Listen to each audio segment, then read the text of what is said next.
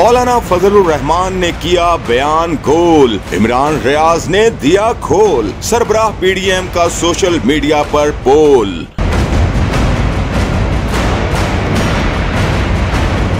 समाजी राब्ते की website Twitter पर सीनियर सहाफी और एंकर पर्सन इमरान रियाज खान ने अपनी तोपों का रुख बदल लिया।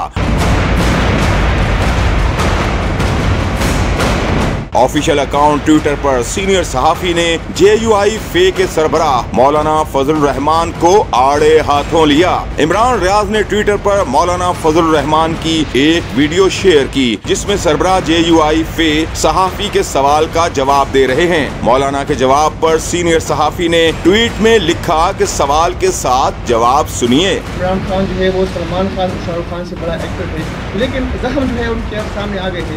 इस बयान पे क्या कहेंगे? देखिए, एक तो बुनियादी बात यह है कि पाकिस्तान से शेड्यूल का जो दौरा था वज़ीर आज़म पाकिस्तान का, वो मिस्र में था।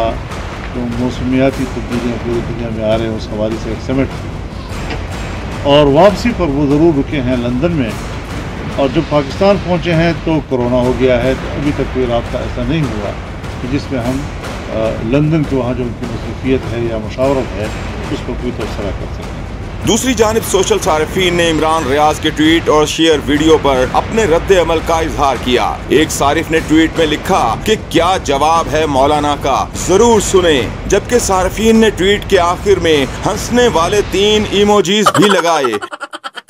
एक और सारिफ ने लिखा कि सवाल चना जवाब गंदुम।